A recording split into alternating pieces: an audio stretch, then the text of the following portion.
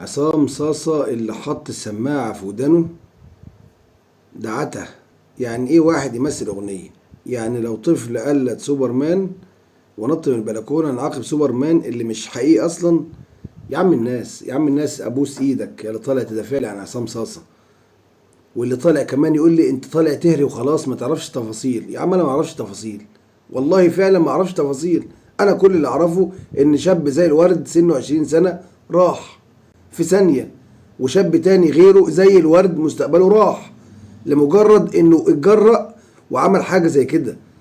ايه اللي هيخلي الشباب دي جريئة كده؟ انا بقول لك يا سيدي الناس، انت ممكن تكون كبير في السن مدرك ان ده اغاني وكلام هري، ولكن هم سنهم صغير، الكلام ده بيأثر فيهم جدا، والله العظيم بيأثر فيهم جدا لدرجة انه ممكن يطبق. لو طبق كوبليه واحد من الاغنية كفيل يوديه في داهية. شوف المهرجانات كلها لازم تلاقي حتة من المهرجان ده انا هسحب سلاحي واخصامي وهعور وادمر ومش عارف ايه وما يهمنيش حد، وطز في الحكومة وطز في مش عارف ايه. الحاجات دي والله العظيم ما تستهونوش بيها يا جدعان، ورب العباد بتطلع جيل بايظ، بتطلع جيل ملوش كبير يا جدعان. حقكم عليا انا غلطان.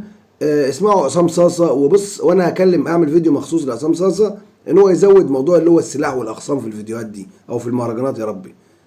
وبراحتكم بقى انتوا ايه، الله يعينكم، والله الله يعينكم على الايام اللي انتوا فيها يا عم.